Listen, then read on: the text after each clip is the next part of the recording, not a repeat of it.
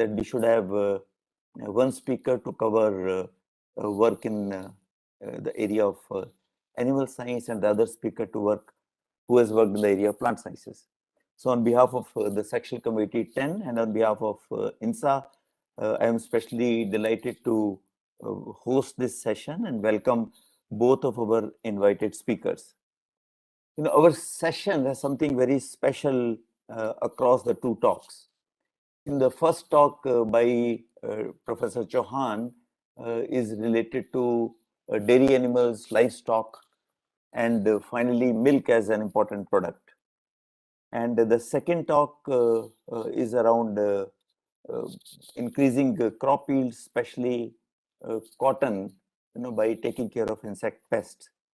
I mentioned this to say that something which is very common and something that gives pride to the nation is that in case of milk production, as well as in case of cotton production, our country is at the highest level globally. For example, in the area of milk, we produce about 1/4, nearly 25% of global milk. Similarly, in the area of cotton production, we are the highest, competing very closely with China. In the area of milk production, we are followed by United States and then China. In the area of cotton production, we are now followed by China and then USA. Why I'm mentioning this is that in spite of having achieved so much, essentially because of government support, government policies, but more importantly, because of contributions by our very distinguished institutes and our distinguished colleagues, like two of them we have today with us. But the effort must go on. In spite of high production, as I said some time back, in both the cases, the productivity, that means the production per unit livestock or production per hectare of crop, still lags behind. We lag behind by 2 to 3 folds as compared to the best anywhere in the world. And I mention this to make a point that therefore high science, continued investment in good science, and extensive public outreach is required for the country to really make its mark globally by increasing both productivity and eventually production obviously will increase, which already is at the highest. At this point, I will remind you of what the President INSA yesterday in her concluding talk mentioned. She conducted a lecture on communication in science, and she made a point yesterday by saying that science needs communication for public and also for policymakers. She pressed upon the need to convert what she called as faculty science, or we may call it as laboratory science, to citizen science. And that's where I would like to make a point that the two theme areas that we cover in this session are one of the most fitting areas of science, fitting for developing very strong outreach programs. And therefore, I urge our speakers, both the speakers, to consider what President INSA gave a call yesterday in terms of preparing some white papers on making public and policymakers aware of what is needed for continued science, why continued investment and investments at a higher level are required, and how public awareness needs to be built so that good science that we are doing reaches the land and its field applications. So with this, I will say it's my pleasure to invite Dr. M.S. Chauhan. I'll very briefly make a point that Professor Chauhan is known nationally and globally for his work in reproductive biology of farm animals and applications for enhancing milk production particularly. Currently, he is Vice Chancellor at a nationally known institute, National Dairy Research Institute, which actually is a deemed university, and therefore he is a Vice Chancellor. He is also Director of the institute, and the institute, as you know, is located in Karnal. Before this, he used to work at the Central Institute for Research in Goat, located in Mathura.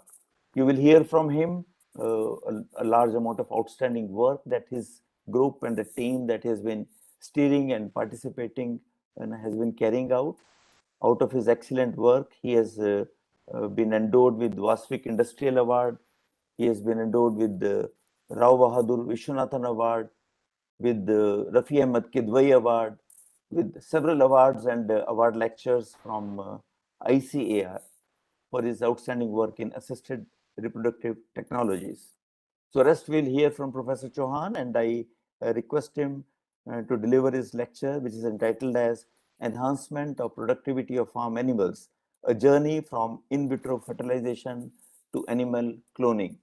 Dr. Chauhan, please. Thank you very much. Okay, thank you very much. Thank you, Honorable Chair, Professor Rakesh Tuli, and all the eminent scientists here, the fellowships of INSA. And thank you very much for giving me this opportunity.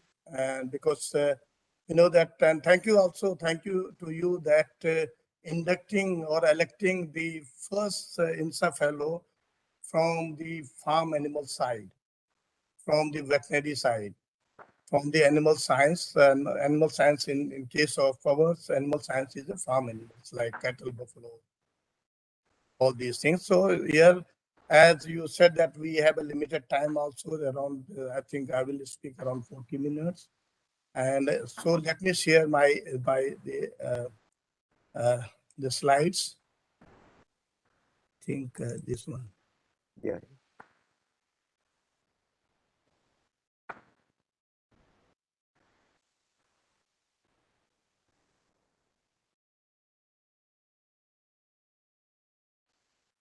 Yeah, Dr. Chauhan, it is perfect. I think it must be visible to you, sir. Eh? Yes, full. Yes, okay.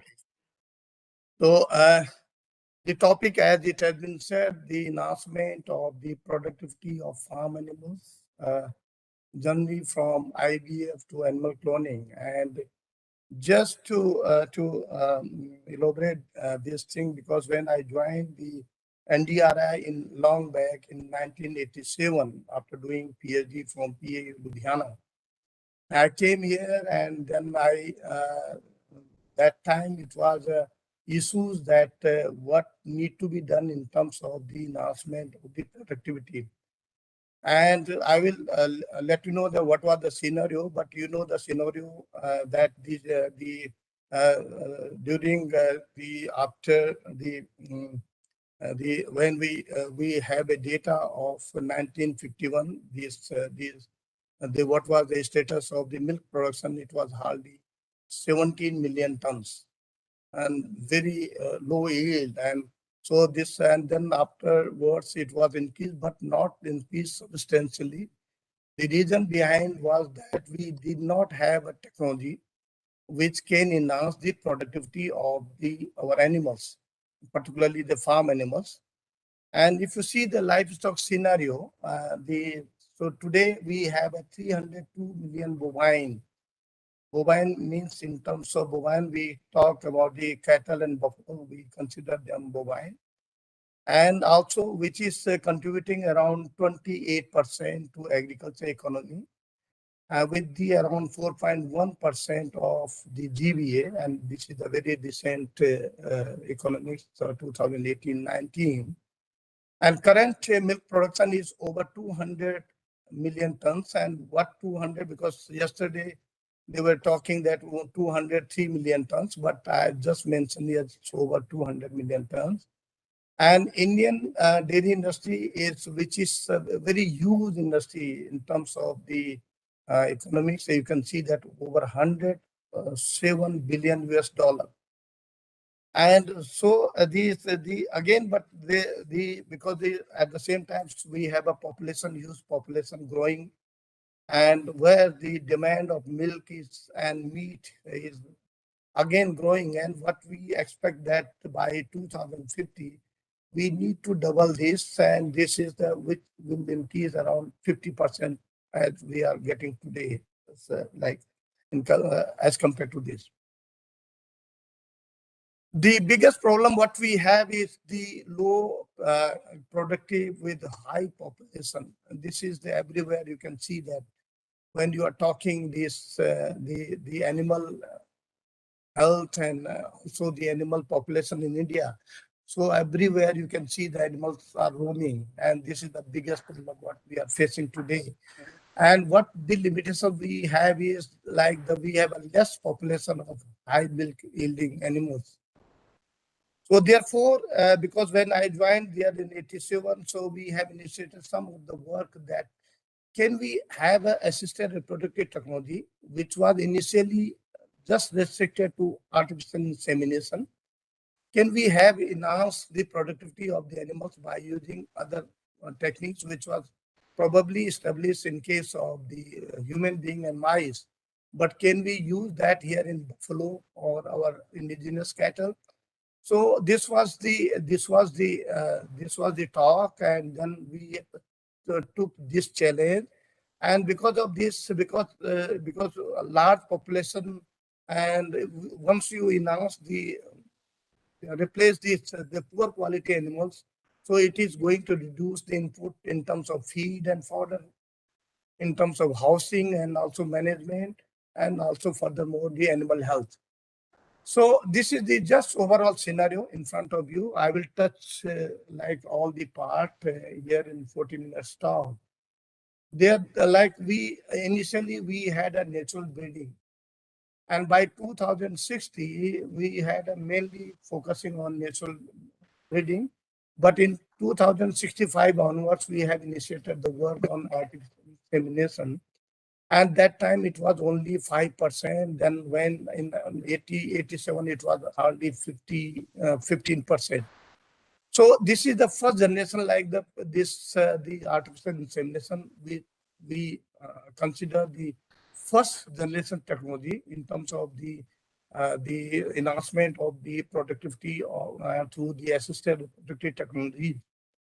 And then second, subsequently, the second generation, this was the embryo transfer technology, where we were using the single ovulation embryo transfer and also the multiple ovulation embryo transfer. And then subsequently, like the ovum pickup, this lately we have initiated the work on which was the third generation ovum pickup and IVF, and then also the fourth generation. Today, we are working in the area of stem cell technologies and animal cloning. So my focus will be mainly on the artificial insemination, why we want to increase this. And in order to do that, all the assisted reproductive technology like ovum pickup and animal cloning, these will be my focus initially. But just in terms of the giving this overall scenario, you can see that artificial insemination, which was initially in 2001, hardly covering the 19 million population of our bovine cattle and buffalo. And today, what you can see that it went to around 78 million. But in 2017, the data says that, which is available through the National Dairy Development Board, it was in 73 this million population. But if you see in terms of the per capita availability, which was increased substantially, you can see that 270 to 375. And today it has went up to 412 grams per day per person. And this is this is why it is because of the just only by using the artificial insemination. And today we are covering 30% of AI, and we are projecting 2025 by using the assisted reproductive technologies like embryo transfer technology, ovum pickup, and then cloning. We expect that it will increase up to 60%. So you can see that once it increases, definitely milk production and meat production will be increased. This is just like AI is very, very important, and this has been given in front of you because we know that most of you are from the either basic science or the fundamental science. But here, this as far as this animal and veterinary science is concerned, you can see that this scenario here, number of AI performed in terms of the thousands, and you can see that 8.29 crore AI was expected in 2020-21. Still, we are looking for the data, which will be released shortly by the Department of Animal Husbandry and Government of India. But you see that we need to have a more AI performance, and for that we need to have a quality bull and quality animals. So therefore, the work which has been initiated by us in early 90s, it was on IVF. Initially, we were obtaining the, because nothing was known, and particularly what I'm going to let you know that the India has a large number of buffalo population. So therefore, the buffalo is our very important animals, and only India, only we have to work on buffalo. So therefore, this is just scenario in front of you that in terms of contribution of milk, percentage of different animals, and you can see that around 53.37% is being produced by the buffalo, and rest of all the goat 3%, around 3%, then non-descriptive cattle around 20%, and crossbred animals around these are 22%. So this is the scenario what we have today, and therefore our focus was mainly on buffalo. And buffalo, when we were initiated this work, there was a difficulty in terms of growing the embryos in vitro by using the established the IVF system in case of cattle. But what we have learned over a period that the IVF is species specific. The protocol which is required for in case of buffalo is different than the available in case of the cattle. So initially we struggled a lot. We struggled in terms of developing to 4 to 8 cell states during 90s, and then again changing many things in protocol system, using the different media, culture conditions, additives, and so many things. And then we were able to produce the blastocyst, which was very frequently around 40% in 2005. So a lot of things were there. There were many things in terms of changing this, the block, which was here, then from here to up to morula, and from morula to blastocyst. And why blastocyst is required, that at this moment, at this time, we use the blastocyst for embryo transfer. Before this, if you utilize the morula, sometimes you get the fragmented cells, and then once you embryo transfer this, you will not get the calf. So this was so therefore our aim is to develop the blastocyst. However, in case of human being, you are satisfied with the 4 cell stage only. So at this stage, in case of human being, you will go for embryo transfer. You will go for transferring to the recipient female. But in case of the large animals, and particularly in case of buffalo and cattle, here you have to have the blastocyst. So it means that another 8 days you have to culture your system in vitro. And for that, you require the very proper energy source, serum, growth factors, and so many other things like antioxidants and so many things. So here, this is the one example when we were initially there, we were struggling. This is one example where we have the oocytes with the cumulus cells which cover the oocytes, and these cumulus cells support the development of the oocytes, immature oocytes, to become a mature one. So this is once you have a cumulus cell supported oocyte. So when we inseminated them in IVF, so we hardly could get around 7% morula and only 0.5, just 7% the blastocyst.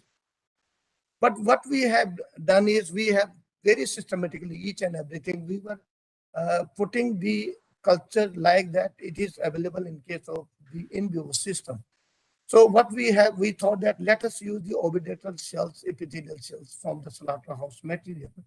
And we have done this, and just using the oviductal cells, this was the morula blastocyst was increased drastically. You can see significantly, 33%, and then you can see the blastocyst production was 8%. So it means that and our focus was also here that because we want to have a very, very easiest or very easygoing protocol. Ultimately, you are going to utilize them in a state government farm or then in a nuclear farm where you have to use you have to multiply the quality animals. So therefore, our focus is always to simplify our protocol, and this was the one of the simplification. And also what we have seen this development in terms of the all these things by using the different quality media. We have a MCR2 media, we have a synthetic orbital fluid, we have developed this media which was supplemented with the TCM-199, supplemented with the fetal bovine serum and buffalo orbital epithelial cells and these type of media. So we have done many trials, and what we have observed is very simple media which is really useful to us. MCR2 with the fetal bovine serum, and also where you can see the synthetic orbital fluid. So these both media are working well. So this is the now today with the help of this media, we were able to produce 40% blastocysts. So it means that if you give me 100 oocytes, I will give you back around 40 the blastocysts. So this was a remarkable achievement which has been done here. These are the initial data which where we were struggling in terms of developing to 2-cell stage, 4-cell stage, and then early blastocyst developments. And all these things now, how many times, how much days it will take to develop to the blastocyst stage. So all these things we have standardized and subsequently rather optimized. So we are getting now the very frequently the hatch blastocysts, and these are the hatch blastocysts. After when you have a blastocyst, you culture them further in order to see that whether they are developing or not. So you should have a hatch blastocyst. These are the number of hatch blastocysts. But again, limitations also there. In sometimes you have a lesser number of the blastocyst cells you can see here, but this is a fairly good amount of the cells, trophectodermal cells, inner cell mass cells, and these are the blastocysts being produced locally in our laboratory. Of course, we went for embryo transfer, and several calves have been produced by us at NDRI. So this was the particularly in case of buffalo, but again the limitations in case of the cattle was that you cannot slaughter the cattle because of the religious reasons. But what we have done is we have initiated work ovum pickup here in India, and then so initially it was very difficult. So this is the one example when we have this cow which was the 8 lactation, and now she was not saving further.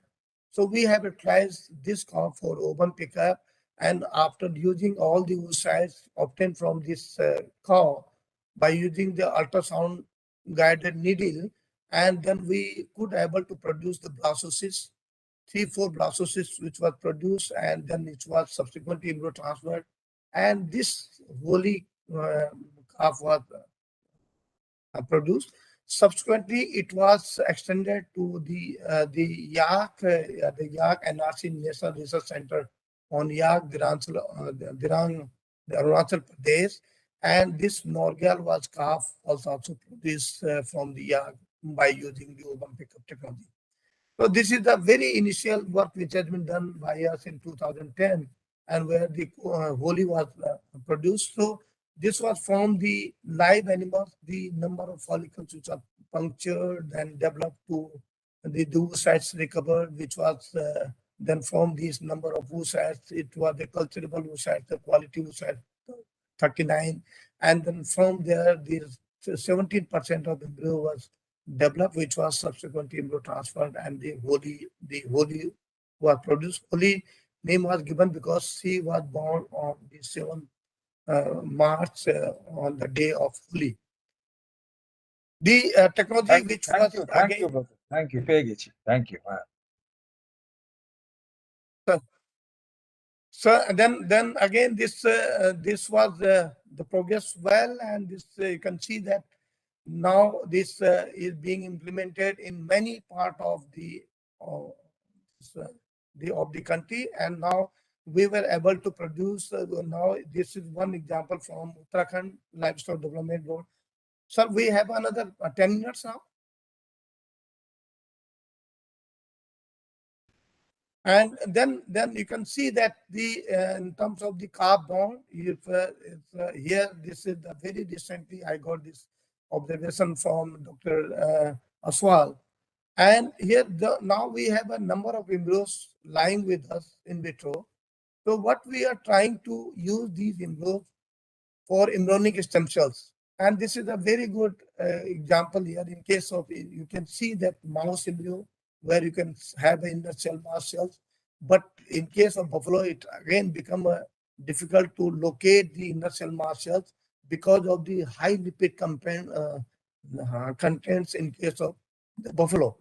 So what we have done, we have isolated we have standardized the protocol here where from the inner cell mast cells, we were again culture the cells from inner cell mast cells, subsequently made several passages by using the very the specific media and by doing many combinations, many additives, and then we were able to develop the pluripotent type of cells, which was naturally this so many work which was initiated in terms of their pluripotency maintenance by using the LIF, FGF, BMP4, and TGF, and so many things like intrinsic and intrinsic factors which are responsible for pluripotent maintenance.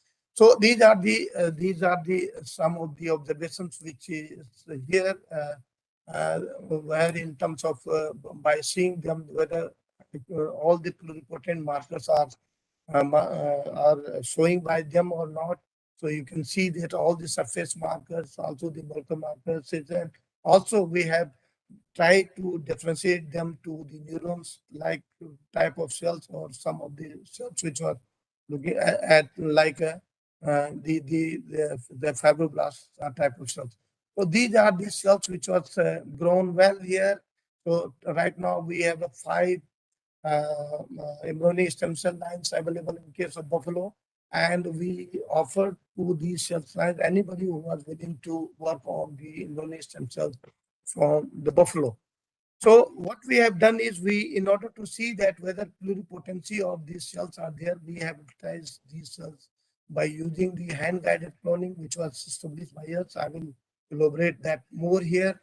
And we were able to produce the Garima 2, which was the second clone calf in 2009 by us. So it means that these cells which was grown by us in vitro are pluripotent in nature, and these stem cells can be utilized for the subsequent the cloning and also for the transgenic animal production. So these are some of the expression of these cells where we have used the GFP protein to see that whether transfection is there or not. And by using the handmade cloning, we were able to produce the blastocysts. Some of the blastocysts were utilized for embryo transfer. But today, till date, we did not get any transgenic animal, a transgenic calf. But we are working in this direction, and hopefully in future we will get it. So these are the, beside this, what we have tried now, because there's some of the work which is required to be done in terms of whether these cells can be generated to the germ cells.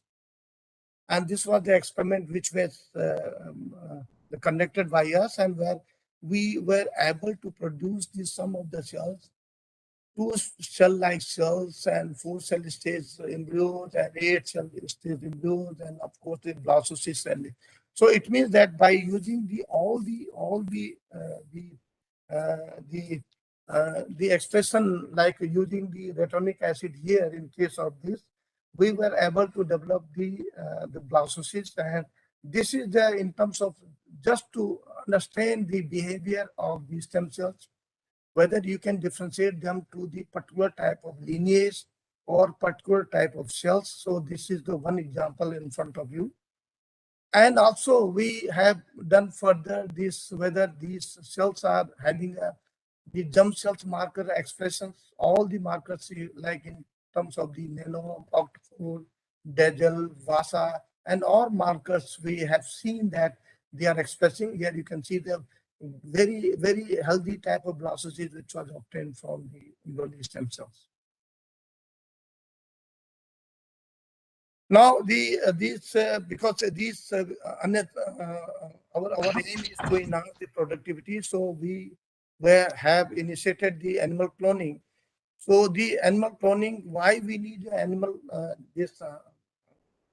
the cloning, as it has been said that we have a very few numbers of the quality animals, and quality in terms of the high pedigree or animals which is going to produce the high milk production. So therefore, here this is the one example here, as it has been said that today we have a 30% AI coverage, which is covering only 99 millions of the animals, and then 50% if you want to cover, so you need to have the 166 million demand of those must be 166 million doses, and in order to go for the 100% AI, we need to have a 332 million doses, and that is there. But what the limitations what we have is total breeding bulls. We have hardly over 2,500 bulls available to us, and which is going to produce only 88 million doses.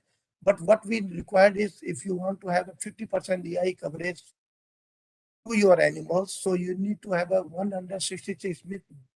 You have to double it.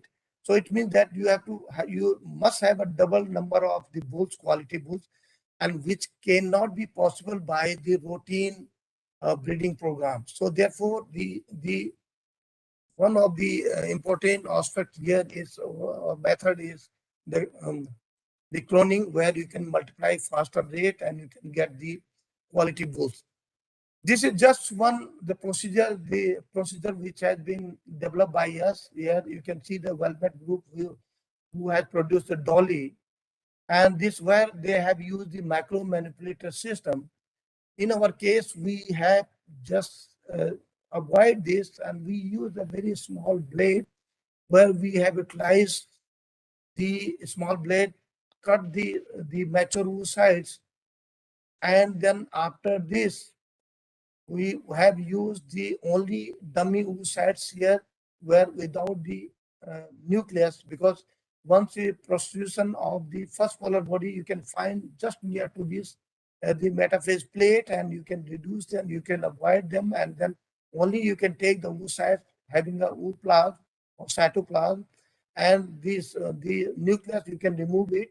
We have done this from the slaughterhouse oocytes, and then subsequently we have taken the cells from the somatic cells which was culture, and from there it was in between the two dummy ooplasm, we put the cells here, and we must together by using the small electric pulse fusion, and then it was merged together and developed to the blastocyst, which was subsequently transferred, and number of calves was produced.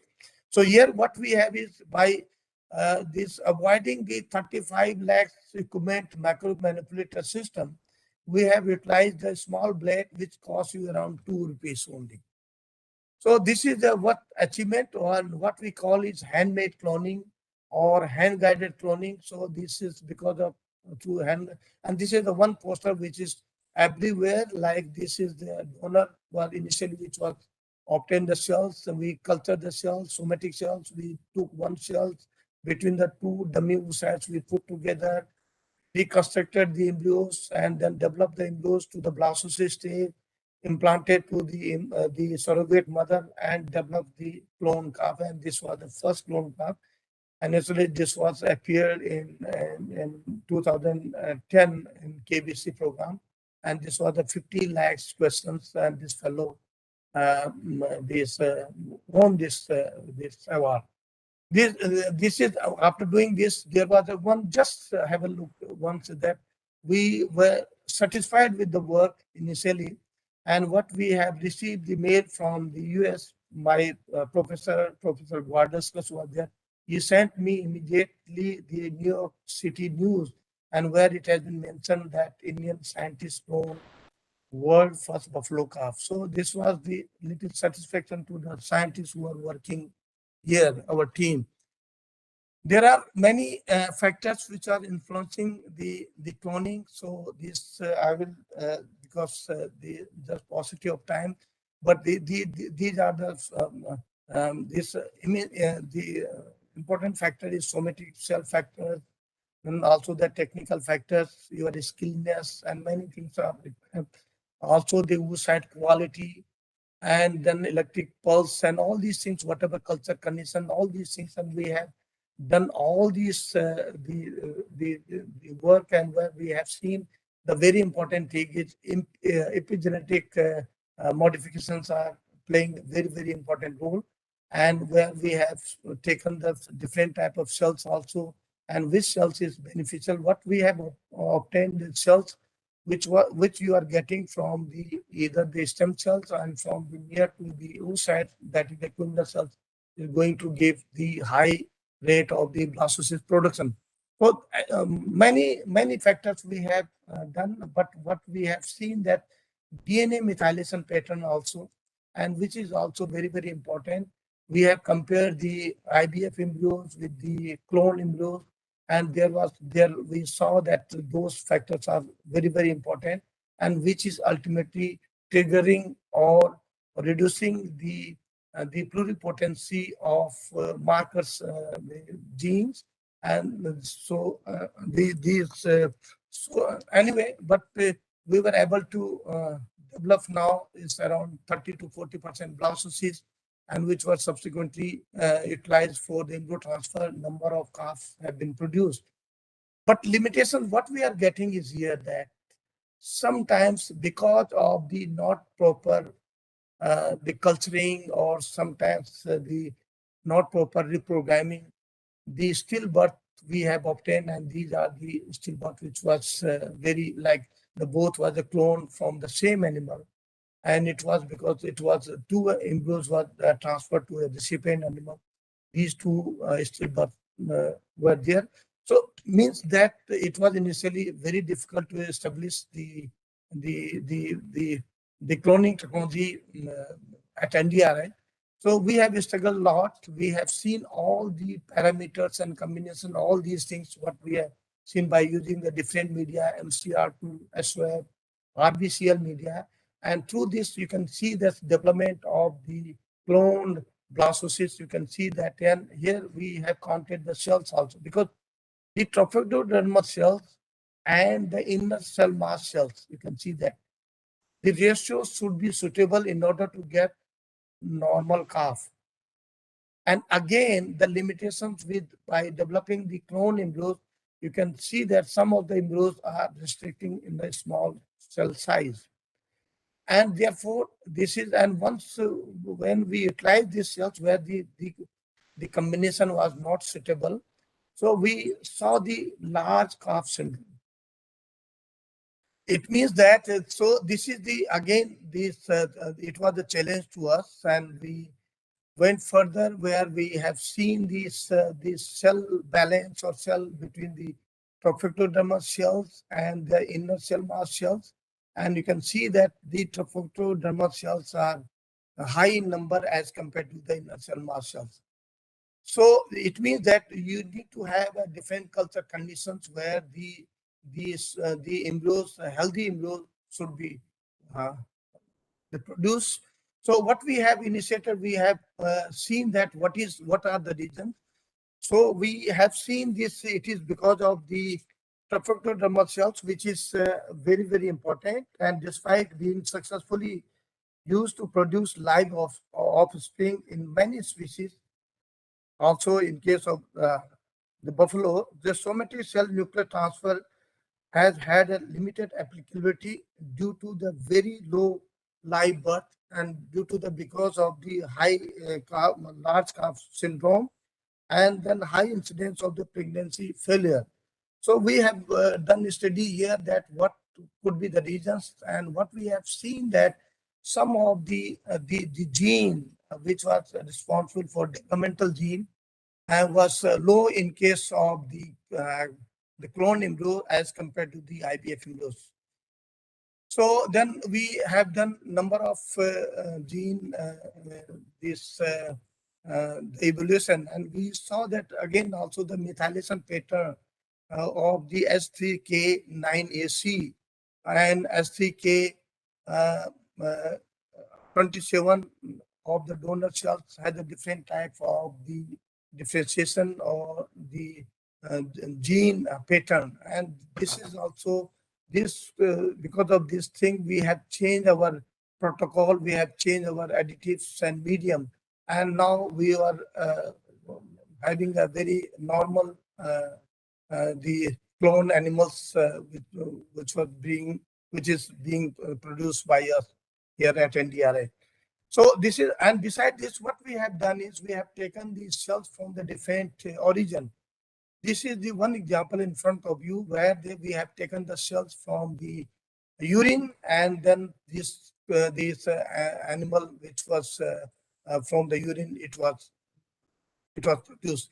Because sometimes you don't have a germ plant, sometimes you are not able to get this the cells from the high pedigree animals. So you have a urine, from urine you can isolate the cells and you can produce the clone embryos. Apart from this, the other work which has been established by us, like in terms of the restoration of the dead valuable bull semen, bull somatic cells. So there was one example. We had one bull which was a high pedigree bull, and once you use the semen of this bull, the female which will come into the lactation, they will able to produce 16 kg milk per day. So this was a very valuable bull which was died 10 years before. What we have done is we have taken the only the somatic cells from these bulls, and then subsequently these somatic cells was semen. From semen we have thrown away the sperm, but took only somatic cells which was cultured, and this then used for the cloning, and this Rajat calf was produced, and this calf is now is adult here and giving the quality semen. The other thing, what the advantage of the cloning is, there is the one example in front of you where we have used the conservations of the wild buffalo which was available with the Chhattisgarh. This was the only female it was available with them, and she was only producing male, not female. So then wildlife people approach us, and then they gave us some of the funding to us, and we could able to produce from this asa, the pasa, which was then given to them now. And this female calf is, they are growing well, and probably she must be producing offspring. I will inquire it from them. So in this way, you can have a conserve the endangered species here, which has been.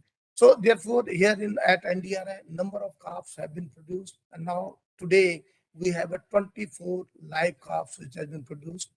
And here this was further extended to the this Central Institute for Research on Buffalo, and where from one single bull they were able to produce 7 calves.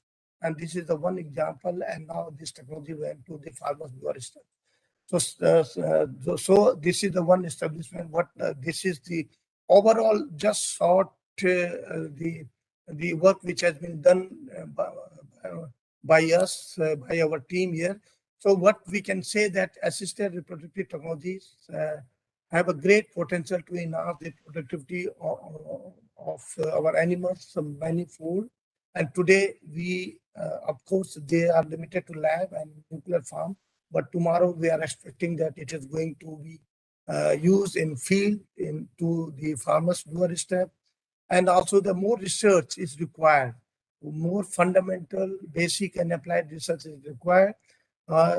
Today we have 3 laboratories working, but in ovum pickup and IVF, there are 30 laboratories which are using our protocol, working in different across the states here, and then probably so then they will definitely is going to enhance the milk production.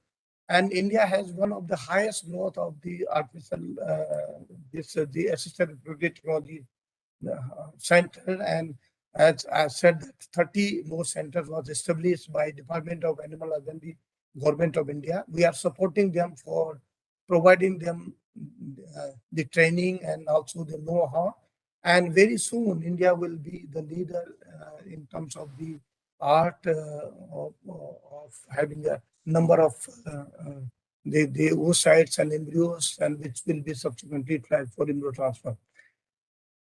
This is the team because the in large animals, while handling even a single buffalo, you need a four manpower to handle the buffalo. So it's not like a mice or a small rodents or where you can handle easily. And therefore the teamwork is required here. So we were fortunate that we had a very good students and technician and also the team, Dr. Singla, Dr. Palta and Dr. Mani. And also currently we have a very good team, Dr. Naresh Sulokar and also the Dr. Manoj Kumar Singh, who are looking this aspect. And thank you for your kind attention. And thank you once again to the president of the INSA for electing me as a fellowship of the INSA. And thank you to chair and thank you all of you. Well, thank you, Dr. Chauhan, for giving a lucid presentation of very impactful work that has been done by your team and you personally. I guess you would be happy to address a few questions that our participants Yeah, would like to ask. sure. So we do not have a lot of time since the time in these kind of meetings is limited. Do participants have any question to ask? Although Dr. Chauhan, Yes, very, sir. very nice lecture. So I just want to know, it will be very difficult to collect the ovum pickup from buffalo compared to cattle. How you do it actually? Yeah, actually, in case of buffalo, the limitation is that we have only few follicles available on the ovary, and the another limitation in case of buffalo is we have embedded follicles. So while like looking through the ultrasonography and then putting the needle inside, sometimes you miss the actual follicles because of the follicles are embedded. So therefore, this become a little difficult. But once you have an expertise, definitely you can have a oocytes from the live animals, and we have tried here also. But the oocyte collection is fairly low as compared to the cattle. Can it be induced artificially after collecting the follicles? Yeah, sure. You can do that. You can do by using the FSH hormones. You can trigger the ovary. You can have a number of follicles on ovary, and then from that you can have oocytes. But again, once if you are doing again hormonal injection, so instead of doing this thing, you can go for simply the normal flushing of the embryos and using for those embryos for embryo transfer. So what we believe that instead of using the hormones, exogenous hormones, you just handle the buffalo properly. You take those buffalo where you can see the visualize the follicles, and then you can use them for the ovum pickup and IVF. Thank you very much. Thank you very much. I don't know how to close this. It's not coming down. See, I do not. I have a message that there are no questions on YouTube. If our audience does not have any other questions, may I ask Dr. Chauhan a relatively naive question, since you are working on artificial insemination and in vitro cloning. Are there any methods developing to control the sex of a calf to be born? Yes, sure, sir. Because now the sexing of sperm is going on, and what we because already the techniques are available, and we are looking forward to have our indigenous technique, because for there are 3-4 companies, they are providing us the sex semen. And if you are using the sex semen, suppose you want to have a female calf, so you have to have a XX sperm. And if you want to have a male calf, you can have XY sperm. So definitely you can control the So science. is this This being done at NDRI or at other institutes in India? we have a one program going on, but what we are looking to have our own technique, because the technique which is already available, of course, is being utilized in India and across the states. But what we are looking forward to have our own indigenous, so that we can provide to the cheap type of the low cost technique to the farmers, to our poor farmers. You mean the techniques are Yeah, protected techniques by are already intellectual there. property? Techniques is already there. No, but And are they protected by patents, and do they apply equally well to buffalo, for example? They are protected by patents, sir. So this Okay. is the limitation. Thank So you. we Thank are going to develop our So my own. last question is just intriguing, whether between the potential of livestock, for example, the productivity yields, as you also mentioned, are fairly low in India as compared to the best. These may be twofold, threefold, easily different. So towards increasing potential of our indigenous cow or our cross hybrids, are there any major leads available? You mentioned about epigenetics. You mentioned multiple things which you're handling. Yeah, actually, these are the some of the basic fundamental decisions, because while handling the oocytes and embryo and cells outside, Yeah. so because what we are doing is we are playing with the live cells, and not only for 1 day or 2 days, up to 8 days. In CO2 incubator, we are keeping away and doing all these things, and then observing or evaluating them under the microscope. So sometimes because of the light or handling, so it changes, the behavior change. Also the culture conditions, very, very important. And they also definitely is going to change the scenario of the gene expression there. So those things are there, and definitely, so these, and beside this, the epigenetic, these regulations or parameters are there, which is going to affect ultimately the development of the embryos and development of the calves. So these are Thank you the very some much. of the Yeah. limitations with No, us. thank you, Dr. Chauhan, for giving an excellent exposition.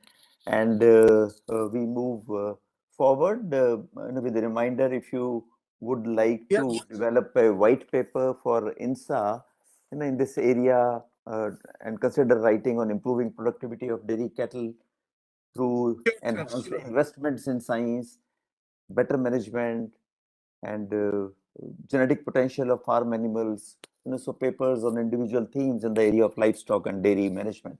Thank you very much. Sure, With that, thank you, sir. yeah, Thank you. on behalf of our sectional committee, on behalf of INSA, all of us thank you, and I Thank you. feel Thank you very much, sir. Thank you, sir. Thank all you, the sir. best to you. Thank you. Thank you. See, with that, I move to our second speaker, Dr. P.K. Singh. So on behalf of our sectional committee and on behalf of INSA, I now welcome Dr. P.K. Singh, who is with us. And Dr. P.K. Singh, you may put on your audio, you may put on your video. And meanwhile, and I would just make one remark, that the work in the area of GM crops has its own experiences, and this area of taking science or genetic engineering to farm has been experiencing, what can be called as a roller coaster ride through the last 20 years and more in India since the release of BT cotton.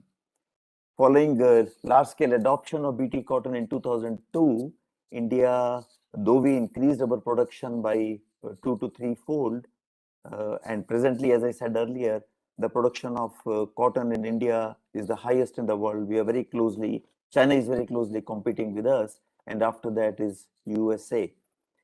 Now, there are two types of problems that have been experienced in bringing these technologies out in societal interest.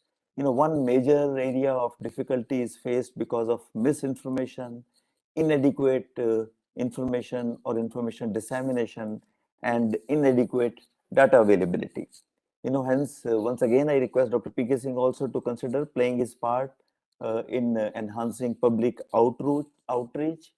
Maybe we decide to develop some white papers based on experiences of the roller coaster ride, if I may say, in GM crops that have been faced in Indian agriculture. The second major area of difficulty in taking this science forward has been that researchers find solutions to specific problems. However, nature throws newer and more problems, and that's why our scientists have to are then faced with new problems. They have to find new solutions. They have to be continuously innovative and creative, and thus good science is continuously required. In case of BT cotton, as you know, for about 15 years, the story went on well, but after that we started having difficulties related to emergence of new pests, or rather emergence of pests which earlier were minor in terms of loss to yield and growth, and in terms of development of resistance. And therefore, creativity had to go on. During my early days at National Botanical Research Institute, I was fortunate that Dr. P.K. Singh spent a few of his early PhD research with me, and we developed BT cotton. However, as I said, it was left behind in the struggle between nature and our laboratory science, and thus new solutions had to be found. With this, I would only say that Dr. P.K. Singh is first in the country to develop genes, design genes, synthesize genes, identify totally new, previously unknown genes to solve new problems and in new ways. He has mentored several PhD students, published a number of research papers. One of the most noteworthy of his works was published in Nature Biotechnology. This is perhaps the only research paper which is based on completely science of Indian origin, and therefore I congratulate Dr. P.K. Singh and invite him to give his talk, which is entitled as A Combat with a Tiny Insect but a Mighty Pest. Dr. P.K. Singh, please go ahead. Unmute Thank you very yourself much, sir. and put on your video. Yeah, thank you. Thank you very much, sir. Am I audible? Yes, you are audible. You are not visible as of now. Yes, sir, you are Sir, audible. sir, my computer actually has stopped functioning, so I'm working with another computer which hasn't camera. Okay, But okay. No, fine. I will Your be able voice. to make a presentation. Yeah, So go ahead, please. I thank INSA Council for inducting me as a fellow. I'm going to share these my slides. Just a minute.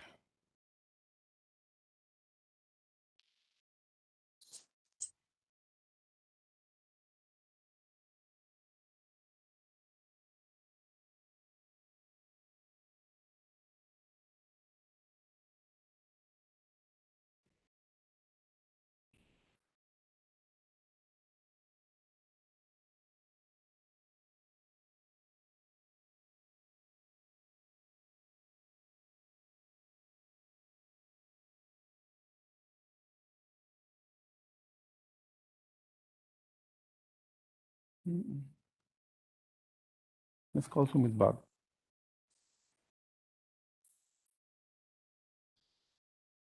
What happened? You are trying to share. Yes. Yeah, I'm just trying to Sir, figure able out. to share? I'm just trying. Share. First, try to open your slides on the desktop and then click on the share button with an up arrow. It is Apple computer and it is a little troubling me. Open your PPT, open your presentation on the screen first.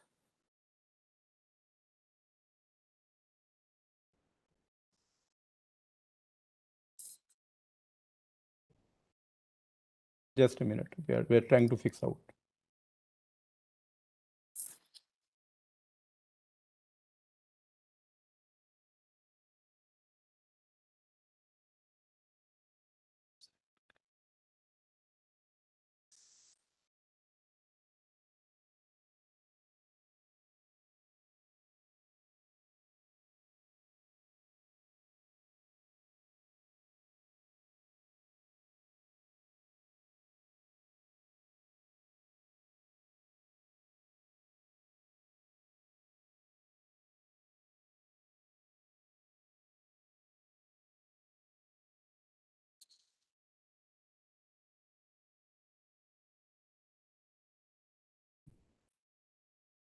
Can we have another computer?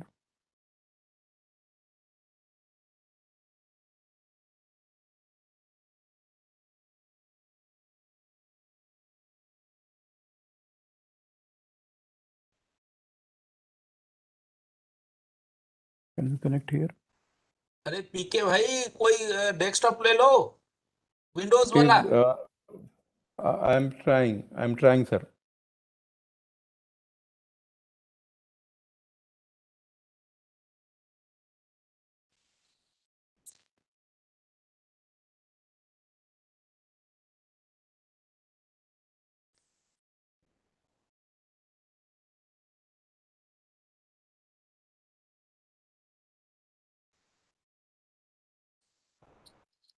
Sir, are you able to share?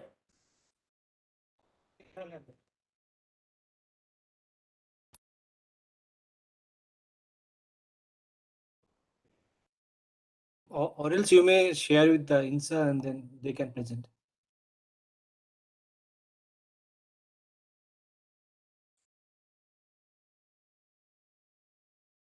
Professor Singh, are you there?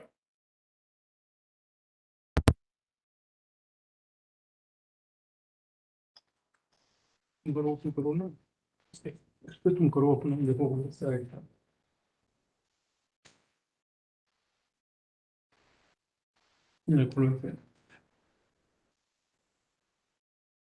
ये है ना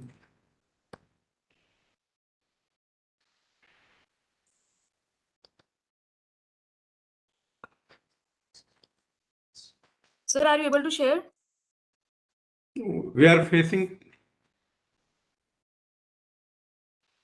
Just open your slide on the desktop and then click on the share option with an up arrow on the WebEx window.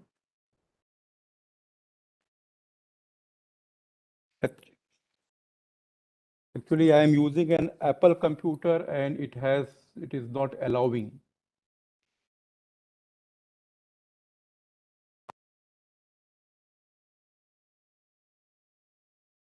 Dr. P.K. Singh, you can quickly share to INSA host, then they can project for you.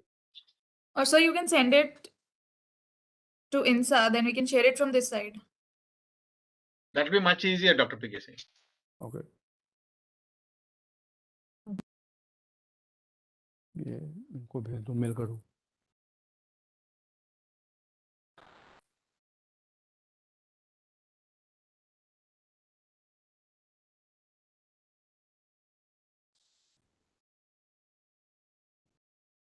Message इंसा का इसमें होगा ना वो कहाँ गया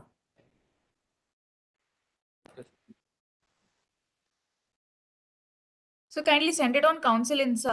we are sending Oh. reply इंसा तो फिर INSA का इसमें से एक मिनट नहीं काउंसिल इंसा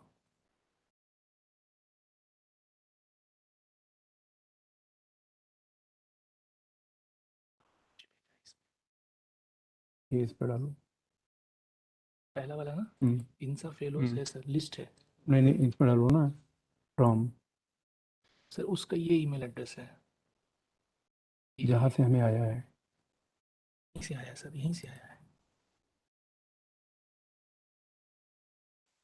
डालो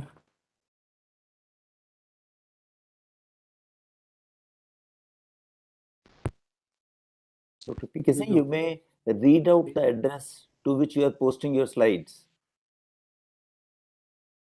and post these from Gmail, not Hotmail. अपने बात से करा सकते हैं It may be a big file, so it may work better on Gmail. System हाँ Sir, have you sent it? क्या करना ये INSA खुल ही नहीं रहा है ये Professor Singh, have you sent your slides?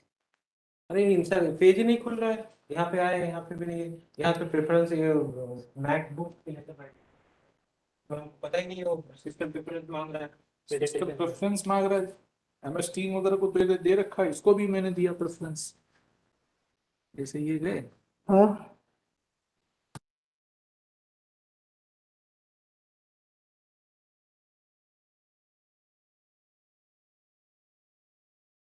Hey,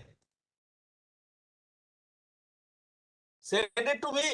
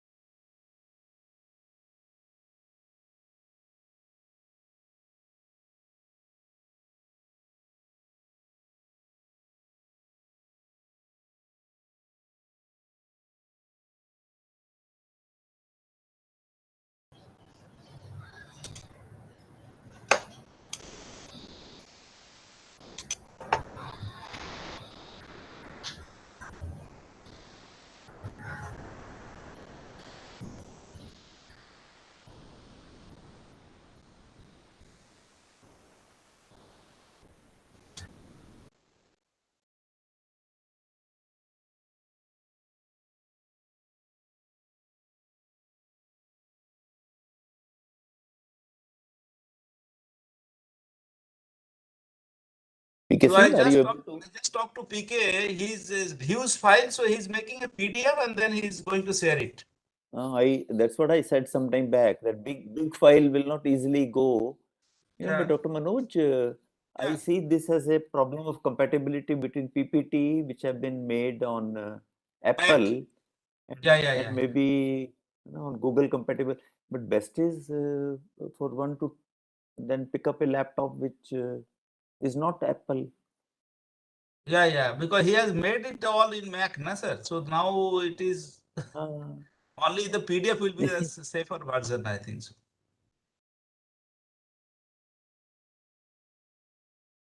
see, our Now See, he's it will be also converted good, to PDF good and to sharing it. share this, PPT or a PDF before itself to the committee, so that this can Yeah. little bit solved. Like a lot of us have experienced this difficulty when we work with Apple, and therefore this should be handled in advance. That's what, if they can share it to the council before itself, then it will be little bit easier, so that we can take a quick decision.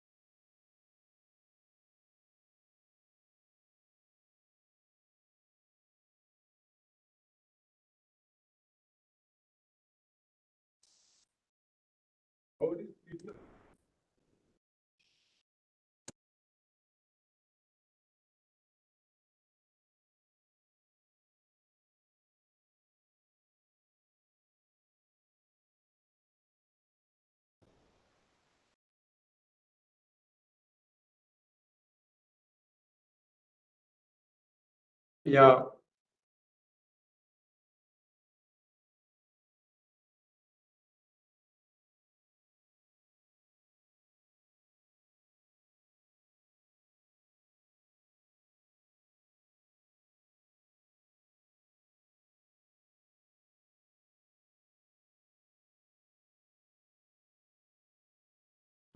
Say again.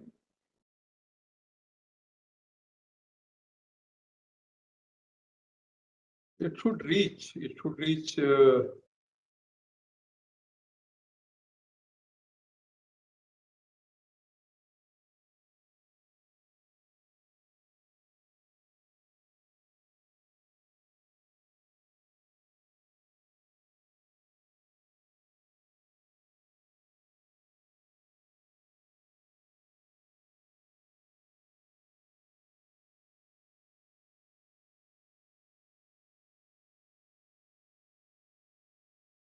Okay.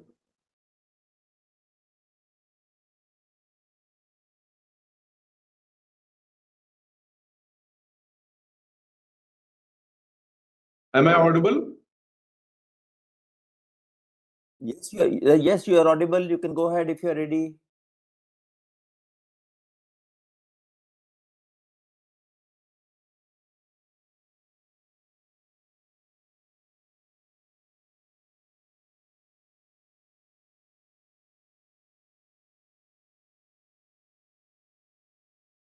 Yes, we can see the slide now being hosted by INSA.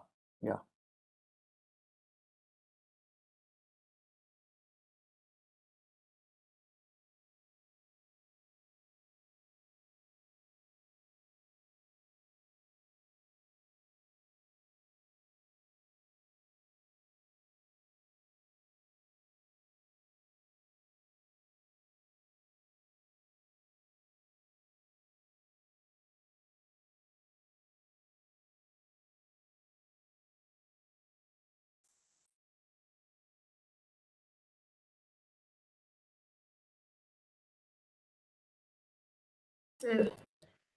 Dr. Singh, you may unshare your slide.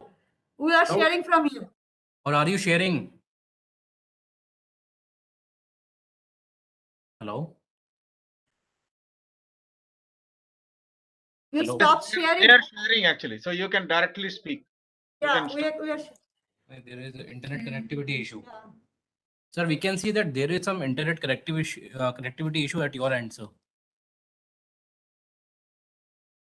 You need to unshare it, please. Dr. Singh, can you hear me?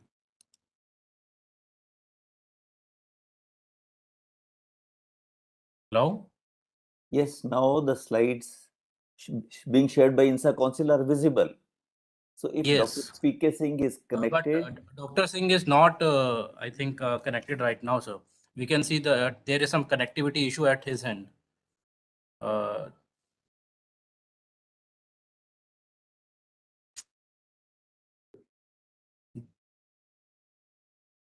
Dr. Singh, hello? can you give a phone call? Or Dr. Manoj, can you Can you give a hear me, phone sir? call? Sir, I have already called him and asked him not to share from his side. INSA is Now, sharing. now what is the problem? Now we can see slide being projected by INSA Council. So is he facing? Now he's unsharing and now he will speak. Okay. Yeah, you just start. We have already shared it, sir. Yeah, yeah. Okay, Yeah. sharing this slide. You start. Yeah, we are sharing the slides. You just keep on talking. Yeah. Okay. And so let us know when to shift to the next slide. Yeah. We will do. Connectivity issue.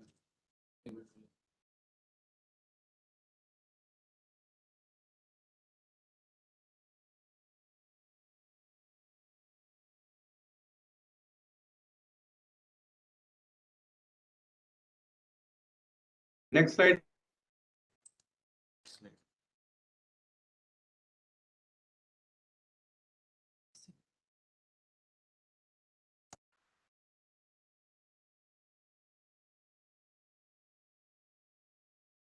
connectivity issue Yeah, is it? due to low Yeah. bandwidth. That's right. Bandwidth issue is that.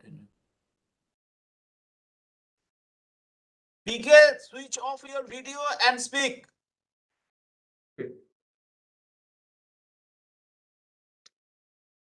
So I start with a question. Internet connectivity issue. Because saying, are you working on your institutional Wi-Fi or you're connected to your phone with a hotspot?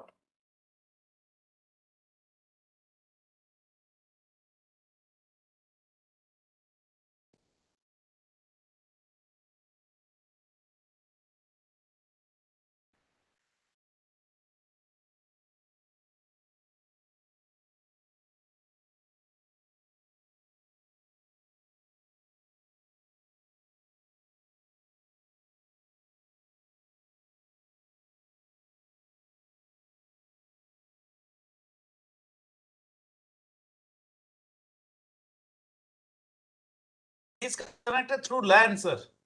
I asked him not to open the video because there is a issue of internet connectivity. Yeah, but LAN normally will not defy. LAN is better than Wi-Fi.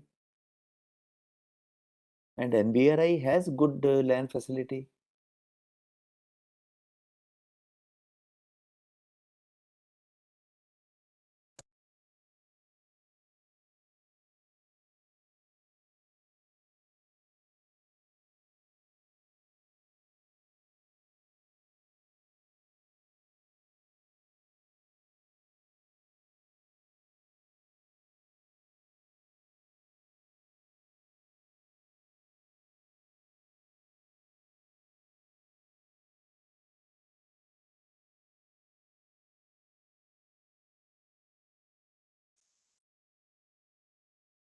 He is not able to connect, I think. We tried to call him and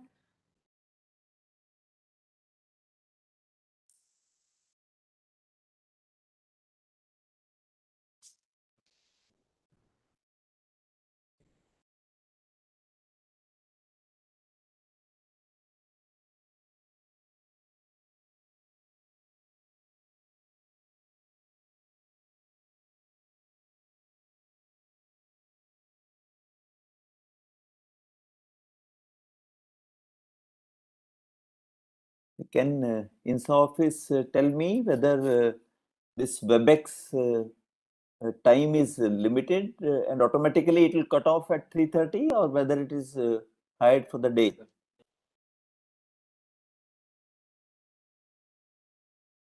Yes, sir. Since we are live on YouTube, it will end at the time limit. Okay, okay. It's So, 3:30. in fact, we have hardly 7 minutes left. He cannot, I just talked to him, he cannot see the slide from his end. It means Yeah, that I the think, internet connectivity is very poor there. Manoj, yeah, you just internet issue there. That is the problem. He has some internet issue. That's why he is not able to connect. We have also advised him to try to connect with his mobile internet. So I think at least he can see. Yeah, yeah.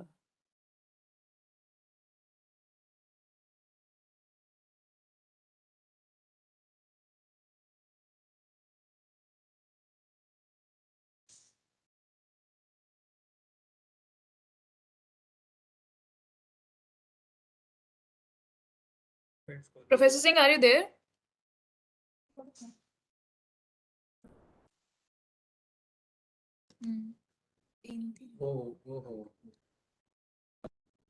I think Dr. PK Singh is not there, I think. I am there. Am I audible?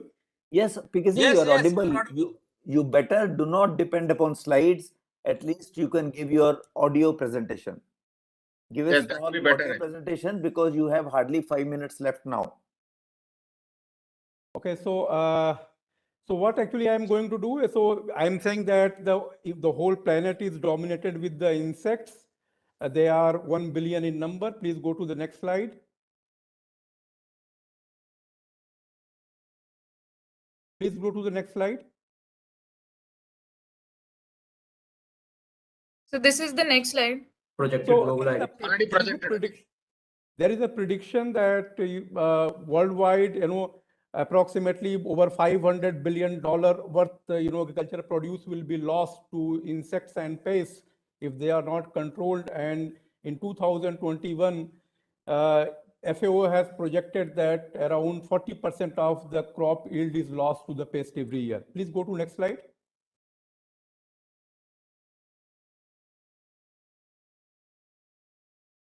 Next slide, please. So this slide shows the uses of pesticides. So India is using approximately 6 crore kg of pesticide every year, which has actually increased to around 6-fold in last 15 years.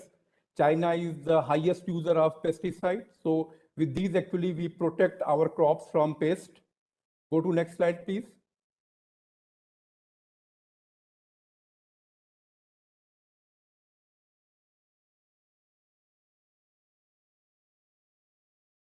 Next slide. So crop and insects have a very different kind of relation. We have 300 crops, and they are infested by, field crop insect pests, and there are something like 2,500, pests, and they belong to either field crop insect pest or post-storage pest. And whenever, human involved in the improvement of crop for the yield and nutrition, it invariably help insects, and getting good quality food and in their multiplication. Insects have a remarkable ability to adapt on a variety of food with water content as low as 5% and as high as 95%. Go to the next slide, please. So cotton is a very resourceful crop. If it is healthy, it produces fiber and the seed, and then seed has oil and proteinaceous seed cake meal. And we grow cotton in around 3 crore acre land in India. In states like Punjab, a good cotton farmer spends something like 20,000 rupees per acre, produces 10 quintal cotton from an acre, and then spends around 8,000 rupees in harvesting, sell the produce at a price of 60,000 rupees, 6,000 rupees a quintal, and earns a profit like 32,000 rupees from acre in a season. But this situation doesn't exist everywhere in the country. The crops are damaged very badly. Next. So we work on the development of insect defense in cotton. Next slide, please. So I'm showing here the 8 major insect pests of cotton in this slide. Helicoverpa, Aedes, Spodoptera, whitefly, Pectinophora, Jacids, thrips, millibugs. So there are so many insects on cotton. Next slide, please.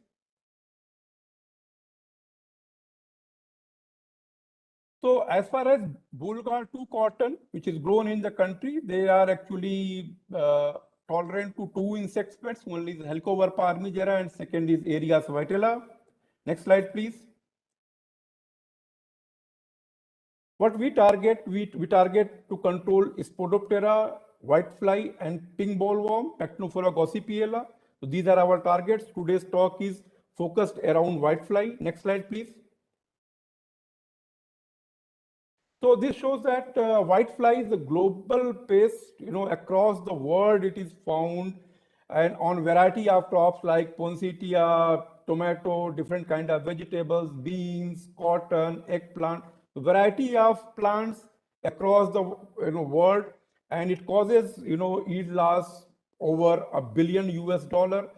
High humidity, greenhouse agriculture, high density plantation, high temperature, nitrogen rich soil, and all these things actually are promoting the multiplication of this insect. Next slide, please. So for a general audience, I have tried to compare it with a mosquito. So this whitefly actually irritates the plant, feeds on nutrition rich sap, excrete lot of sugary honeydew, and then honeydew invites lot of growth of sooty mold, and it spreads plant viral diseases. Next slide, please. So this slide shows how badly a cotton is damaged. A to D photograph are cotton. How the cotton crop is badly damaged. You can see growth of sooty mold, and then curling of leaves, viral symptoms. E and D are representing tomato, that how the tomato is infected by whitefly. Here damage is caused by the virus it vectors. And in figure F, you see very small leaves, which shows the extreme symptoms of viral disease. Next slide, please. So this slide shows the cloud of whitefly in sub-Saharan Africa. So this shows the, the aggressiveness of this insect pest. Next slide, please. So in 2015, whiteflies caused the great loss of cotton production in North India. It was covered widely in newspaper. Next slide, please. So this slide shows, the severity of whitefly. So whitefly is present in thousands in numbers, and you can see there, the eggs and nymph also present, which will take over in future. So this insect actually so high number on cotton actually damages the insect very badly. Next slide, please. So when the whitefly was colonized in mid of the season, farmers of Punjab sprayed 50 million US pesticides worth $50 million, but actually it could not control the insect. Crop has to be removed in mid-season, and it caused the yield loss worth 4,700 crore rupees. And a total of 17 farmers committed suicide in this year in Punjab region. Next slide, please. So what I am trying to say that whitefly cannot be controlled with pesticides if colonized on its host crop perfectly. Known insecticidal proteins are not efficacious to whitefly. GM crop tolerant to whitefly could not be developed. So we explored plant biodiversity to address this problem and discovered a few proteins that can control whitefly. Next slide, please. So this shows the strategy. So we have a good fern house from where actually we get a lot of small plants like ferns and mosses, and we get some plants from Pachmadi. So these plants are never attacked by whitefly. Whitefly doesn't like feeding on these plants. So we prepared total soluble protein and performed bioassay and selected those total soluble proteins which caused 100% mortality. So we were looking for a protein which can cause toxicity to whitefly. So we treated the total soluble protein with proteinase K, and we also gave thermal treatment separately and conducted the bioassay. So a plant extract which shows 50% toxicity to whitefly, and the toxicity was abolished when treated with proteinase K, and at the thermal treatment, we selected those fractions for the purification of protein because this test actually confirmed that the causative agent, toxic causative agent in the preparation is a protein which got denatured either with proteinase K or at thermal treatment or in the both the treatment. Next slide, please. So here I am just showing the strategy. So we prepare total soluble protein, and then you fractionate the protein with ammonium sulfate, and we kept on doing insect bioassay in which actually we develop artificial diet. We mix the protein in diet and allow whiteflies to feed. So it gets piercing kind of feeling, which is required for its feeding. And in this way, we got some fraction which had insecticidal activity, and that fraction we took forward for the purification, and we purified a few proteins. Next slide, please. So in this endeavor, we discovered something like 254 plants. There were extracts of 11 plants were positive, were promising. So we purified proteins, 5 proteins from 5 plants.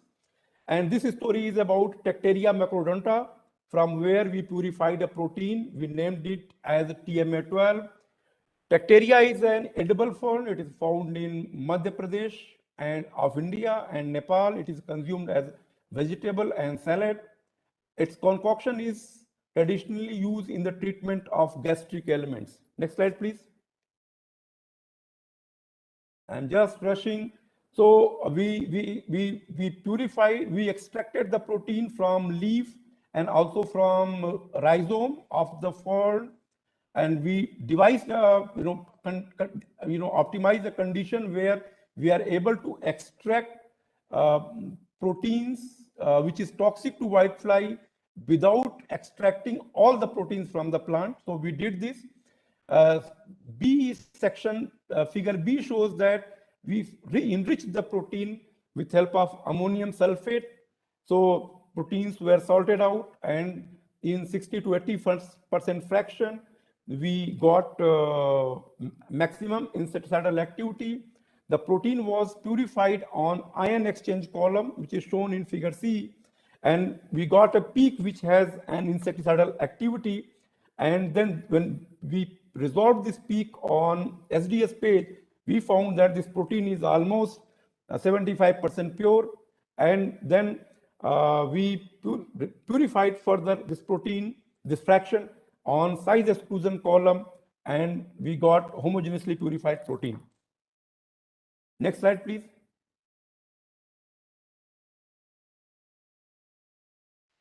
So we characterized, we found this protein present in single isoform. It existed as a dimer. LC50 of this protein to whitefly is 1.5 microgram per ml. It showed perfect linearity in toxicity. We also found that at sublethal doses, this protein interferes with the reproductive pathways of whitefly, and the protein is found exclusively toxic to whitefly. Next slide, please.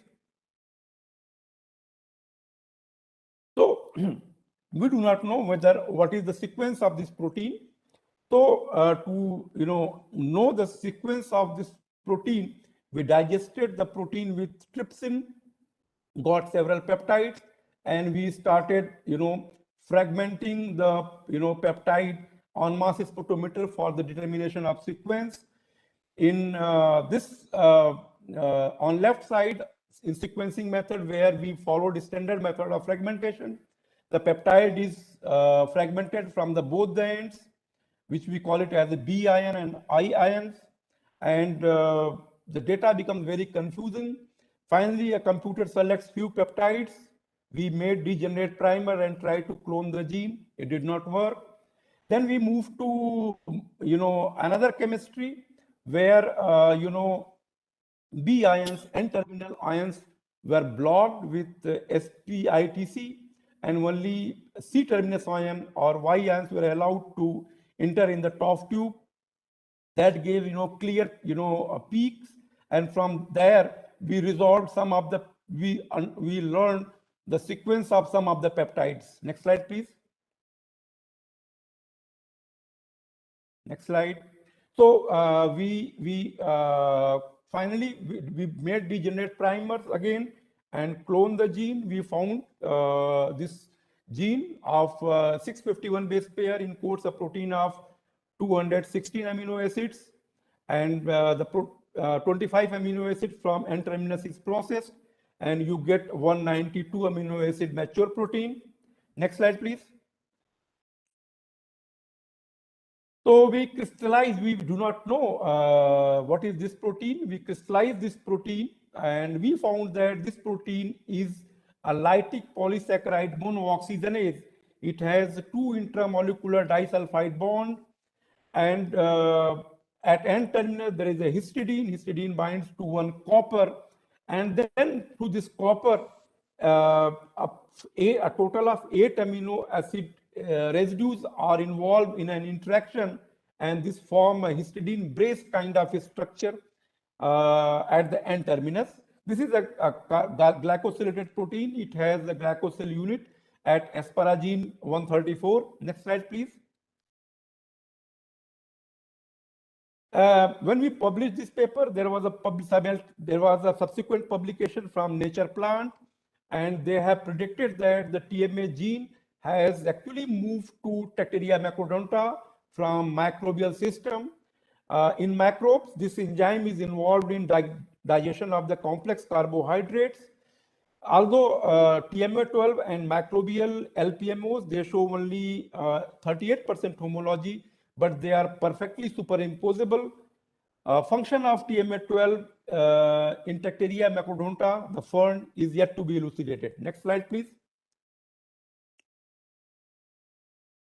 So the slide was made for a general audience that, the gene was taken from Tacteria macrodonta, promoters were taken from Arabidopsis, we developed we introduced the construct in agrobacterium, and from agrobacterium, the gene was introduced in cotton. Next slide, please. And we developed a total of 75 transgenic cotton lines with various kind of promoters. And then we finally selected 4 events. And at the end, we have selected 2 events, which I will be showing in subsequent slide. GM cotton, you can see presence of lot of whitefly, and you can see the colony of whitefly on leaf in slides below the leaf, where you can see eggs and nymphs in abundance. GM cotton had very few whitefly, very few eggs and nymphs, and non-GM cotton actually got whitefly infection and subsequent viral disease, growth of sooty mold. So the plant got retarded, produced lesser number of balls as compared to GM cotton, which produced good number of balls. Next slide, please. So we screened we grew several plants in polyhouse, and we conducted 3 experiments. One, that analysis of expression of gene at the transcript level, then analysis of expression at the protein level by immunoassay, and we also counted whitefly on different GM cotton lines, and we found a total of 9 lines which could actually restrict the number of whitefly to a substantially low level, and we found reasonably good correlation in the gene expression, in the RNA level, protein level, and whitefly tolerance. And barring a few exceptions, like line number 41 had a very poor, not a good expression at the transcript level, but at protein level, it has a good expression. So barring few exceptions, there was a good correlation in the gene expression and protection from whitefly. Next slide, please. So we challenged whitefly called GM cotton and non-GM cotton with virulent whiteflies, and we found that you can see there is no symptom of whitefly on GM cotton, and you can see leaf curling in non-GM cotton. It is because of the multiplication of this is because of virus infection and multiplication of virus in the cotton cells. Next slide, please. So we did molecular detection of presence of virus in GM and non-GM cotton. We found virus DNA in GM cotton, and which was completely absent in non-GM cotton. Next slide, please. So at the maturity, GM cotton produced good number of cotton balls. And in case of non-GM cotton, some of the non-GM cotton actually could not survive due to heavy whitefly predation, followed by growth of sooty mold. And remaining plant actually become photosynthetically very active and develop viral disease, but did not develop the ball because the season was over. Next slide, please. So here I'm showing a slide which tells you the yield protection in GM cotton line. This is plant in T3 generation. You can see lush green GM cotton lines, and below you see the productivity of GM cotton. It is very high as compared to control cotton. And there are several lines which actually showed high protection, and protection from whitefly and high yield. But eventually we selected two events, event 402 and 403, and other events we are keeping. We are going ahead with these two events. Next slide, please.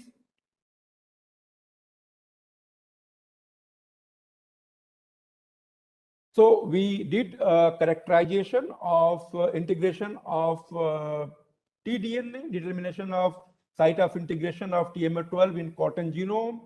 So in case of event 403, gene was introduced in genome in chromosome D8, and in this integration process, no sequence of the cotton genome was lost. From tDNA, a few base pairs were deleted. In case of event 403, a few base pairs of the cotton genome was lost, and a few base pair from tDNA was lost. But in this process, no cotton gene was found affected in both the lines, and insertion did not generate any allergenic polypeptide or protein in the GM cotton. This work was done by in silico analysis. Next slide, please. So we performed a safety study at Central Drug Research Institute, Lucknow. We fed rat at a dose 10.35 milligram per kg per day. This dose is equivalent to 450 gram GM cotton seed cake meal fed to a calf of 60 kg on daily basis. We did not find any symptomatic change in any organ of rat. There was this protein was not seen in plasma, urine, and fecal matter. Next slide, please. So what at present we are doing, we have introduced we have selected a few lines in cocker, and from cocker, which is a non-cultivated variety, we have integrated the tDNA in a popular cotton variety, F2228. It is a very popular variety in Punjab, and these plants are in BC2 F1 stage. Next slide, please. So here I am concluding my talk that whitefly toxic protein TMA12 is isolated from an edible form. It happened to be a lytic polysaccharide monooxygenase. We have produced TMA12 in cotton and selected a few GM cotton lines for variety development. GM cotton line shows significant tolerance against whitefly and viral disease vectored by it. GM cotton interferes with the reproduction of whitefly and keeps the insect population in check.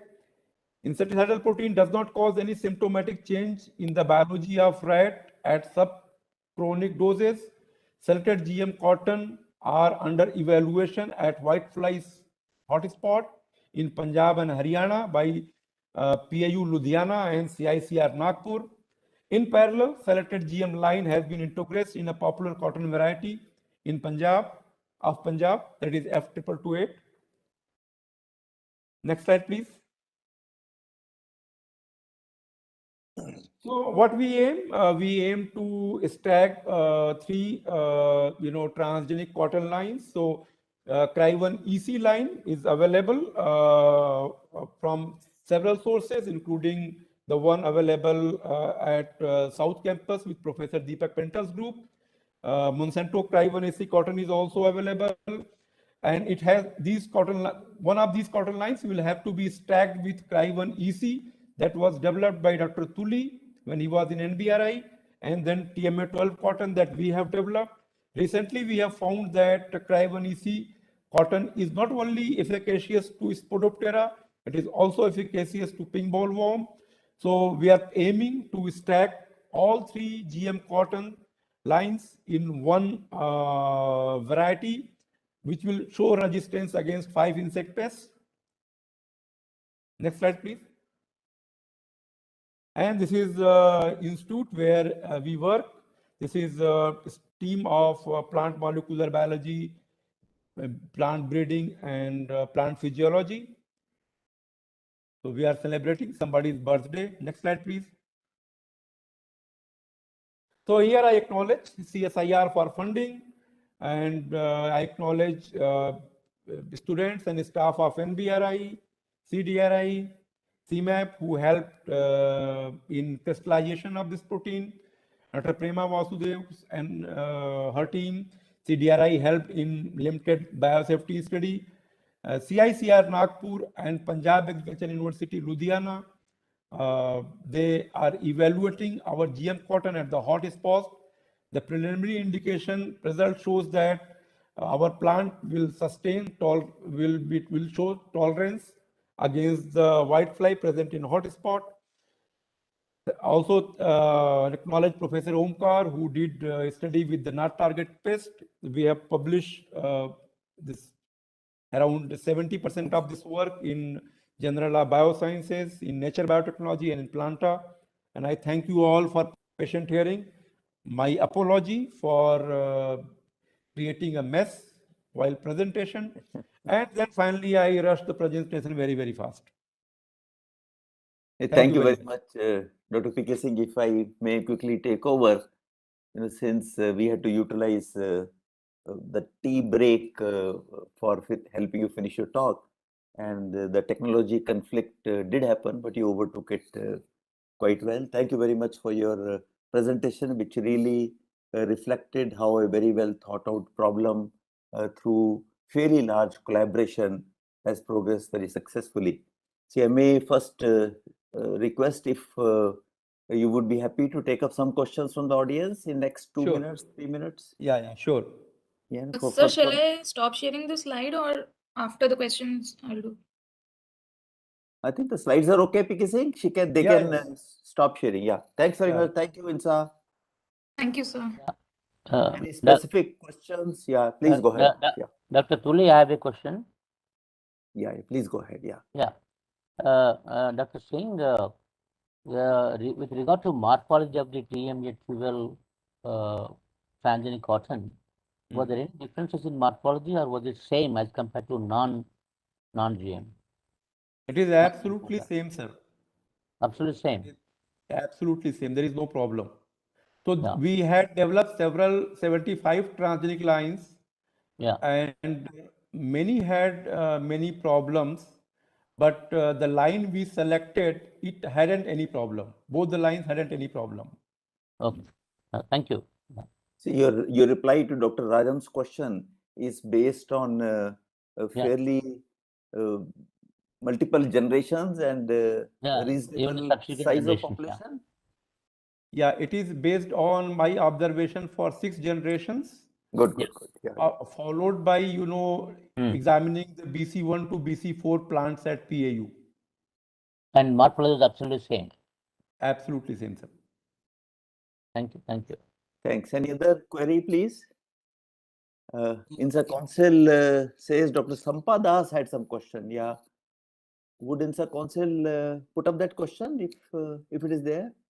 The mechanism so the question is, what is the mechanism behind reduction of viral transmission in GM cotton? It is very straightforward.